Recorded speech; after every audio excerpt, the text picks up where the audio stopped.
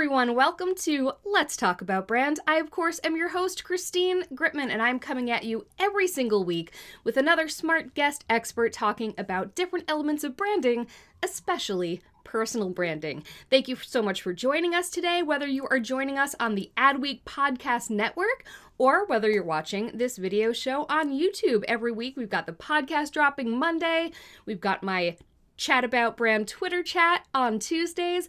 And then, of course, we have the video podcast on YouTube on Fridays. So make sure that you're subscribed for all of that so that you don't miss a week. This week, I'm very excited. We have a fantastic guest who is an expert on many, many things.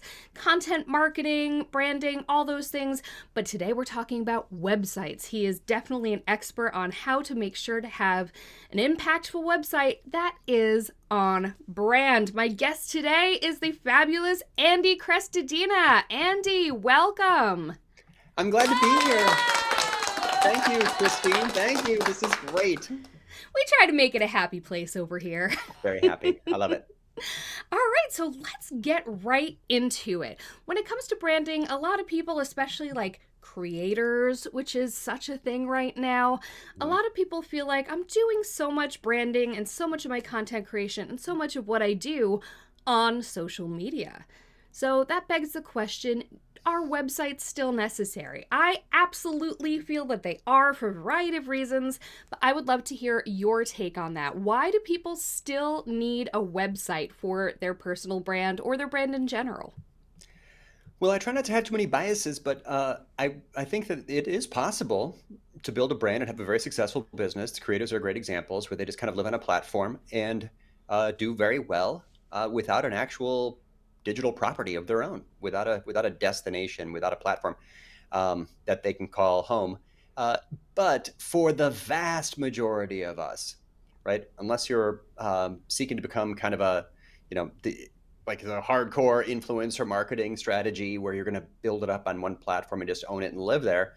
A lot of businesses, for the visitor or for the searcher who's brand aware and types in the name of your business, what do they see? Where do they land? What do search results pages look like for the company name if you don't have your own platform, if you don't have a website?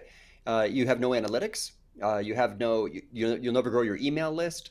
You really lose control to some extent of your, who owns your content. For I don't know, 99+% of us, we steal into a website, and that website is in a really important destination.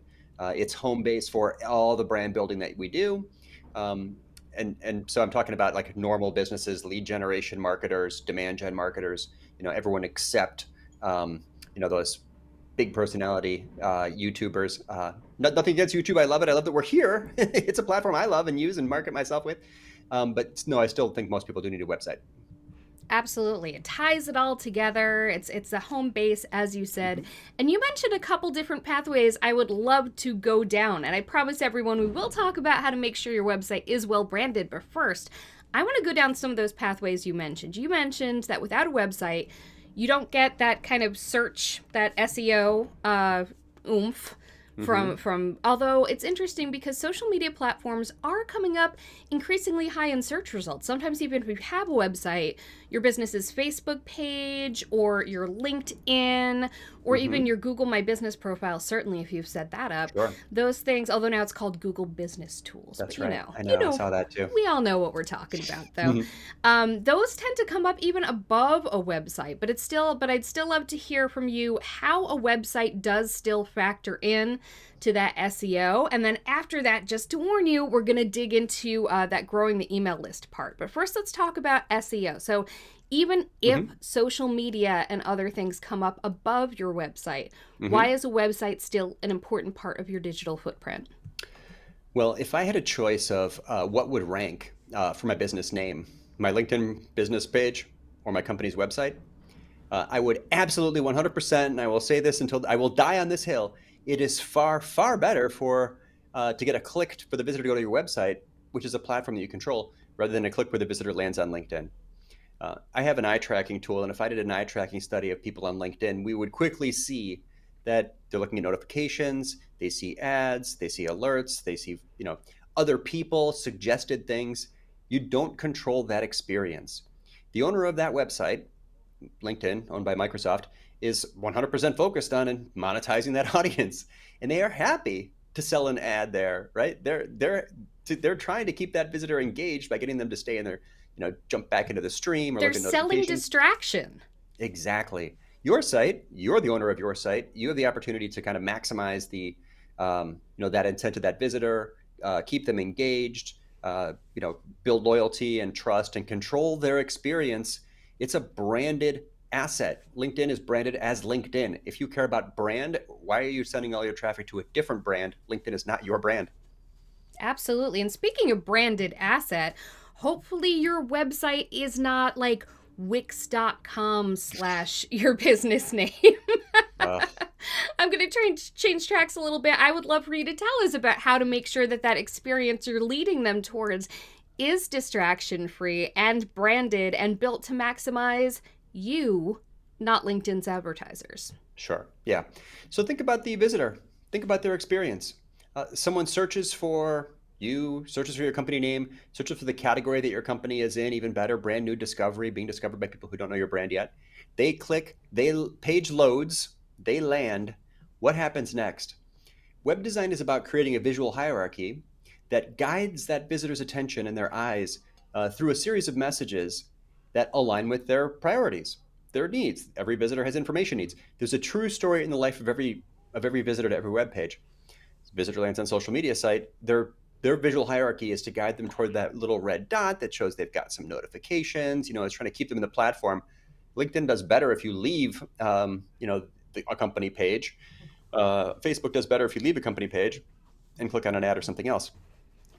So the branded experience on the website really should align with the needs of that visitor. Step one, what category are you in? Are they in the right place? Tell them what your brand is doing, right? Indicate the relevance for search and be descriptive in your labels, navigation labels, headers, and tell them first, like what you do, right? Why are they here? After that, we can start to get more emotional, a little more clever, do some fun stuff, be unexpected. But I strongly recommend that every brand is benefited by sort of descriptive labels at the top. Clarity comes before clever. I know that we've all got fun brand messages, but let's prioritize, answering the visitor's first question: am I in the right place? That is a really good point because so many brands, especially smaller brands and personal brands that maybe started with some sort of template, they often start with sort of that beautiful picture at the top and something witty. And I love your point, which is clarity first. Make sure they know they're in the right place before you give them all the specific warm fuzzies and cute, clever stuff. So how can we know what that message is, though? Because you said that it has to align to the visitor's needs. How do we really know what the visitor's need is versus our own need? Well, we should definitely be understanding of our audience, right? We should have done the research and been upfront about knowing what this person really cares about. The foundation of a brand is its position in the context of the competitive set for that person. So ideally, we're prioritizing that and just describing the category that we're in. Of course, good headline for a homepage for me says something like web design and development. 20 years of web design and development. I would never use a tagline there, right? If the homepage headline is a tagline, you might fail what we call the backyard barbecue test. Try this. If I asked you what you do for a living and your answer was simply reading to me the headline on your homepage, would I know what you do for a living? Or did you cause instant brand confusion? A clever headline, a tagline as a header on the homepage really risks being confusing to the visitor and kind of being like really all about you instead of being about them first. So I think it's an important thing, right? To just make sure that your homepage header passes the backyard barbecue test. Just read it out loud. You'll know right away. That is such a key test. And it's one that I know I myself fail. So I need to go back. This is one of those conversations where I know that I'm going to go back and redo everything. This happens sometimes also when I talk to like LinkedIn experts. I'm like, oh, I got to go change all of this. So, I see, know that feeling. everybody's learning here, I know especially that me. feeling. Yep, yep. I feel the So, same sometimes. backyard barbecue test, what do you do? At what point do you make it clear though who you do it for? Is Mm. that often part of in the same message? Is that a secondary part of the messaging? Where does that fit in the hierarchy? I mean, it could be right there in the same message. The header is an opportunity sometimes to just name your target audience. We do, um, leadership coaching for mid-level managers. 100% of people who land on that are going to know if it's for them or not. And by the way, Christine, what I love there is that about the question is sort of um, the other side of it is to help people who aren't in the right place get the heck out of your funnel. You don't want an unqualified lead. So we're not trying to be everything to everybody. That's what branding is. It's about making a decision and choosing what is our audience, what's our segment, what's our position, what wins the sales conversation, and who isn't part of that conversation. Who are we not talking to? So when you declare the audience and make it explicit and specific and right there in black and white text, then the person who it's not a fit for will immediately know that and uh, you know leave the website, which is great, right? That's not our audience. Absolutely. Get out of here. We don't want those Get distractions. out of You're here. a distraction. Now, to that end, though, the backyard barbecue test, the headline, what do you do? A lot of other people do that too. No matter Hmm. what it is that you do, there are absolutely other people in businesses who do that too. So, how do we put our brand in there in a way that is, and what are some ways to put our brand in there in ways that are immediately unique and apparent, but at the same time don't distract from the point? Oh, so one of the strongest ways to differentiate a brand is to use evidence to then support the assertion you just made in the headline. So it's just to show, like, I mentioned like years in business or number of happy customers. You can use data, things like this, like um, testimonials differentiate your brand. You can let the audience themselves be the messenger, like just using quotes from people that you worked with before. But I think there's also opportunities to be really distinctive in the brand message just through navigation in the main structure of the site. I saw a site, you may know him, Douglas Burdett, who does the Marketing Book podcast. His site is like, I think it's salesartillery.com. His like he's got a big page at the top of his site that says, you know, marketing agency addiction. And you click on that page and you read down, he's like, are you addicted to your marketing agency? And it's just disarming. It's like so unusual. It's a very distinctive brand voice that comes straightforward, right to the point. It's like I mean, you feel like you're talking to him while you read it, but it's a great example of how just good copywriting can be so empathetic and be very distinctive, very differentiated. So I think that this is part of the art and science of it all. But really, we're trying to not just be bland. Just look at your page, look at any page, and ask yourself: could anybody that was just started yesterday write this same page? Could a startup born yesterday write every word that you wrote? If so, you didn't differentiate, add evidence, or add that strong point of view. And one great thing about that example also is that it shows that you can have a strong brand voice and you can be creative without sacrificing clarity. In fact, Yeah. clarity can almost be the most creative part of all. It's a creative challenge, right? In a sense. It is. Yeah, I mean, we all got into this business because we wanted to make stuff and do cool things and point at something and, show that we did it. Um, and so that's part of the challenge. I mean, some sites fail because they're just too dry Hmm. and they sound like an SEO wrote it and it's just all keywords and boring Yeah. text, undifferentiated for that reason. Other sites sort of fail because they're overly branded. Everything's a tagline. It's all super clever. Too You cute. can't actually tell, like, what, can they help me? It's sort of, uh, at some point, we just have to say we do X and we do it for Y and just be specific. Absolutely. And to that point about not wanting it to seem too dry and like it's just written for SEO purposes, you mentioned including data. What Mm, are some ways that we can do that without just hitting people in the face on our website? Like, here's a chart, here's a white paper, here's some, like, what are yeah. some ways of making data, part of the experience that doesn't make people run and that sort of has a brand feel to it? Because if anything, data's so empirical. you It know is. Yeah, it could be dry. Data doesn't usually come across as dry if it's handled as a visual. But just like for an example, let's say you and I launched a company that helps people with podcasts and YouTube promotion. We could say that we do, podcast production and video promotion. But then why do people believe us? If we just say that we do that, we're just making a claim, an unsupported claim. The goal in digital is partly to just avoid making unsupported marketing claims. The platforms actually know this. If you scroll down a LinkedIn profile, you're going to get to a section called endorsements and a section called recommendations. What is that? It's a social proof. So you can add social proof. Social proof tends to be engaging. It's qualitative. Data is just quantitative evidence.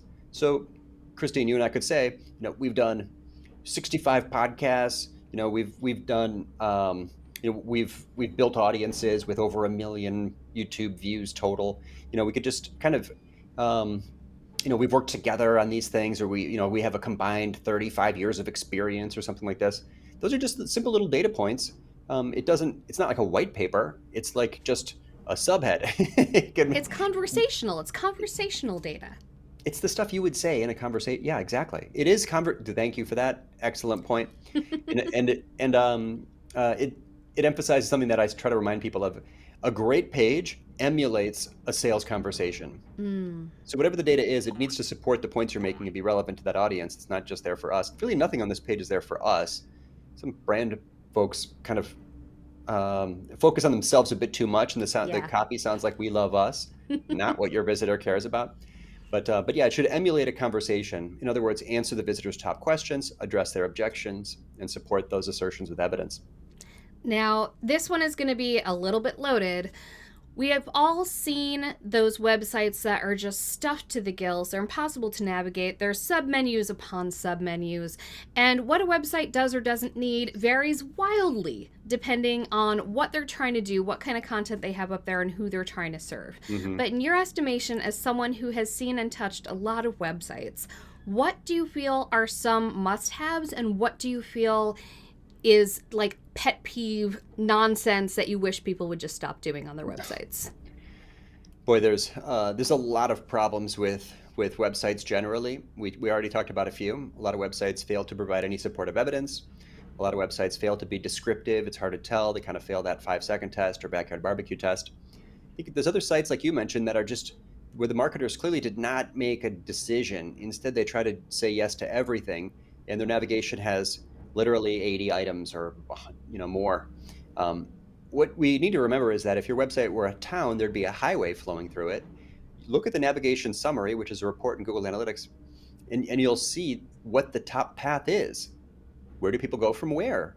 Now you can use that data to make better decisions and remove visual noise, sharpen your focus on the most important sections for your visitor, potentially rename some of your navigation labels. This slideshow is another example of marketers failing to make a tough decision. Slideshows have been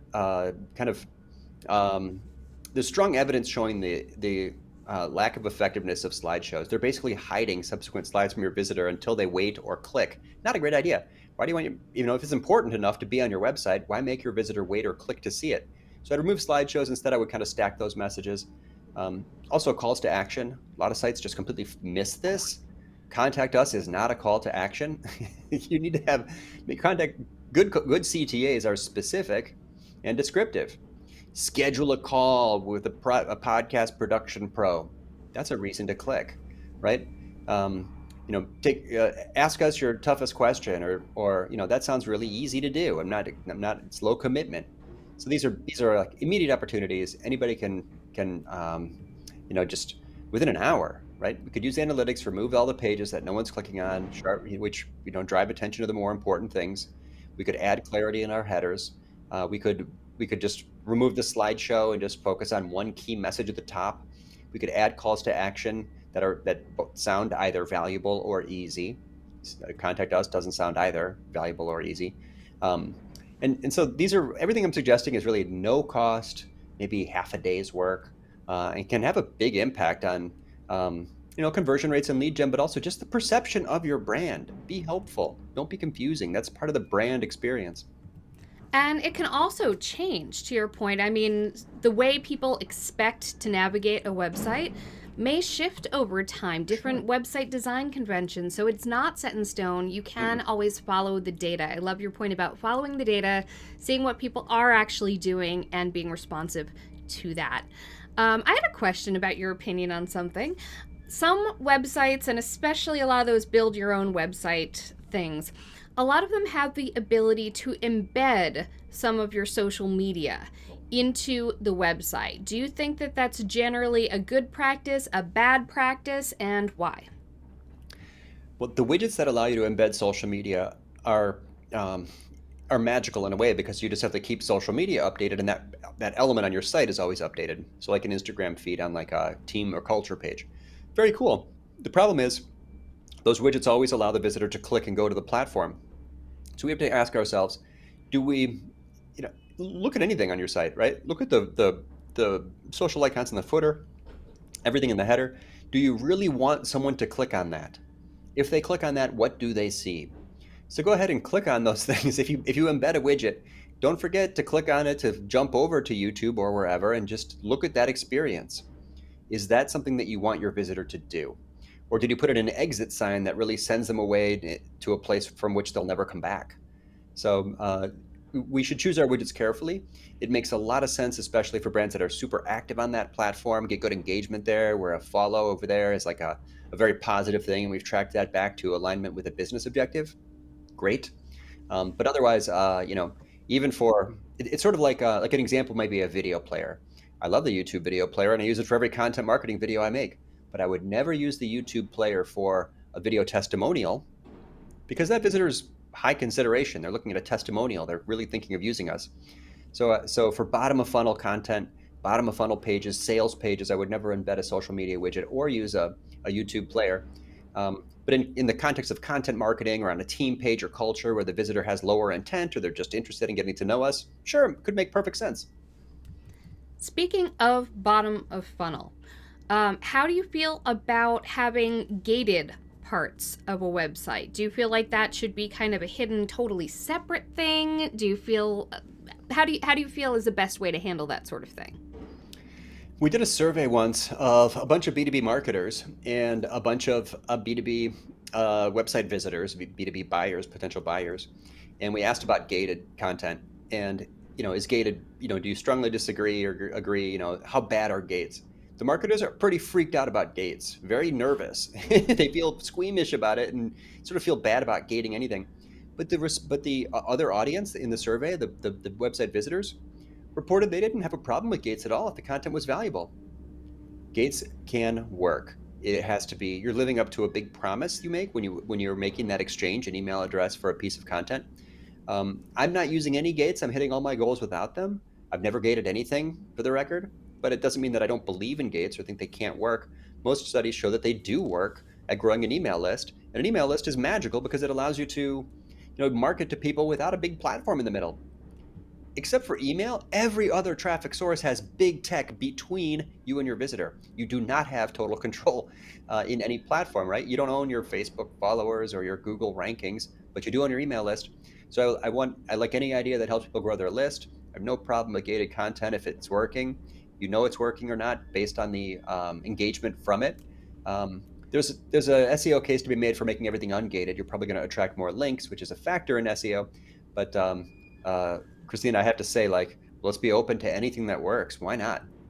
And that brings us so beautifully to the next thing I wanted to ask about, which is you mentioned at the top of the episode that one of the great things about websites, about that owned branded property, is that will help you build your email list. So we'll talk about why it matters to build your email list, and I think you just kind of did, which is that it's the most direct content you have with your audience. But how can you use your website to build your email list? Why is that necessarily a more effective email list builder than social media? Boy, you might know more about growing a list on social media than I do. Where do we grow our email list in social? Like I I have, mean, you can always just tweet out or do posts that have the link to sign up for your email. But what are some ways for your website to do work? Right? Because, sure. the answer on social media is generally, well, post it. Post it Yep. with the call to action. But what are some good ways to get people who are visiting your website to sign up for your email list? A good email sign-up form has the 3 Ps: prominence, promise, and proof. Prominence means that the email sign-up form is pretty obvious. It could be a pop-up, it might be a gated thing, it might be large at the top of the blog, it might be on, a sticky footer that's on the bottom of every post, it might be in the footer on every single page on the website. It's visually obvious, prominence. Promise is when you're being specific about what they're going to get. Why should I sign up for this email? If yours just says newsletter, sign up, submit, you didn't work hard enough on that. You didn't differentiate it. You weren't specific and descriptive enough. Why would someone do that? That'd be weird. So be specific about the topic, right? Get digital marketing tips every 2 weeks, or sign up for practical advice about content analytics and web design. Like, these are calls to action that tell someone why they should do something. So that's an easy thing, right? For sure, make the promise stronger and be specific about what they get. And finally, proof. Prominence, promise, proof. The proof would be something that indicates that other people have done it. Could be a tiny testimonial right next to the sign up. It could also be the size of the list. We have join the X number of people who get bi-weekly web marketing tips directly delivered to their inbox. That sounds like a reason to do it. It's mind-blowing to me just how many people are still signing up for emails. Our email form cranks. It's like between 10 and 20 people per day signing up. I don't know if I could do that on another platform. Maybe with your help, Christina, maybe I could. Yeah, I'm going to have to check this. I'm going to have to check out your email sign up form. Yep. Now, this last question, I think, it could get very technical. We could get into the weeds with this. I want to keep it pretty top line. I want to keep it for a beginner. But part of the beauty of a website is that you have that data about traffic. You have the ability to have direct conversations and branded conversations with your visitors. And of course, we have the ability to connect things. We have, Facebook Pixel, we have Google Analytics, we have all of that. What, in your estimation, for someone just getting started on digging into this, what are some good, effective first steps that they can take to make the website work a little bit harder for your business as a tool that really allows you to own that data? Well, Google Analytics is fundamentally just measuring the behavior of visitors on a website. So without Google Analytics, it's very hard to make good and smart, informed iterations to improve something. As we mentioned, is your navigation working? Is it broken? What's the click-through rate on your calls to action? You should know that. Everyone should know the click-through rates and the call to action. If you find out that it's 4% and you rewrite it and it goes up to 6%, you just generated 50% more demand, or at least traffic, to your contact form with no cost. You just made a better CTA. So that's only possible to know whether your idea was good or whether the action you took worked, is Google Analytics or similar. Facebook Pixels, all of that, yes. These days, it should all be managed inside something called Google Tag Manager. Google Tag Manager is a container of JavaScript that sits on your website, and it holds all of the tracking codes, the Facebook Pixel and Google Tag Manager and anything else. It takes a minute to get used to it, but once you're in it and it's in place, it's brilliant because it makes it much easier to add new tools, to track things differently, to set things up. You no longer need a programmer to add new tracking pixels to a website. You can just put them in the Google Tag Manager container, and the container's on every single page. It's called GTM, Google Tag Manager. It's a tool for managing all of the marketing tags on any website. That's just a quick kind of definition and intro, but it's best practices and we should all have it. It's just good governance to keep all your marketing tracking codes in one place. Now, I warned you before we went live that I always come up with a question at the end that I'm like, oh, why didn't I do this earlier? I promise this one is my actual final. Okay. How to drive traffic to your website? Because if you're someone like me who spends all their time on social, you're already where the people are having those active conversations. How do you get people over to your website? It is, you just asked literally $1 million question. Of course, at minute 29 of a 30-minute show. That's how I roll. Okay. 2 fundamental ways: advertising or content marketing. That's how website visitors happen. I'm not an advertiser, so I'll skip all of that, but there's 100 different types. There's paid search, there's paid social, there's paid influencer marketing, all of those things. But on the organic side, the content marketing side, the 3 classic sources are search and social and email. Whatever you're doing and wherever you're doing it, search is very different and special because you can just make pages that are very detailed and very relevant for a phrase. If that's a phrase within reach, in other words, you have sufficient authority, ask me later, then that page might attract visitors for years or decades. I could show you tons of examples of pages that I have that have gotten hundreds of thousands of visitors over 10 plus years. Email and social, as you know, these are activity based and you got to keep working at them. You keep getting smarter within them. But it's a lot of it comes down to, again, why would someone click on something? What's the call to action? What's the benefit? What's the emotional trigger for them? Why would I click on your social post? Ultimately, the reason is, again, empathy.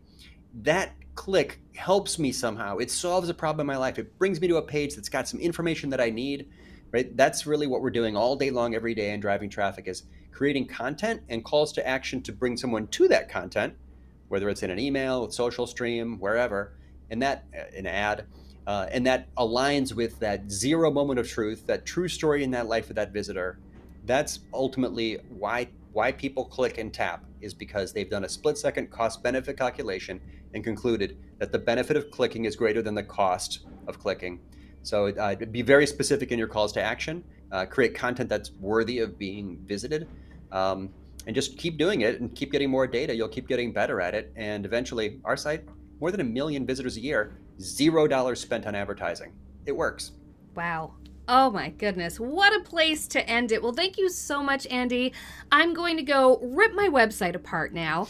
The time between the recording of this episode and the airing of this episode, it's going to get a total revamp, and then I'm going to listen to this episode, and it's all going to look like a mess to me again. But that's progress, right? Constant build, constant evolution, just like a brand. Digital ink is never dry. You can keep changing it forever. It's not expensive or time consuming to make little improvements to your website. Absolutely. It might make more sense. Instead of doing that next social post, go back to your site and maybe make an update there. It might the benefits are more durable.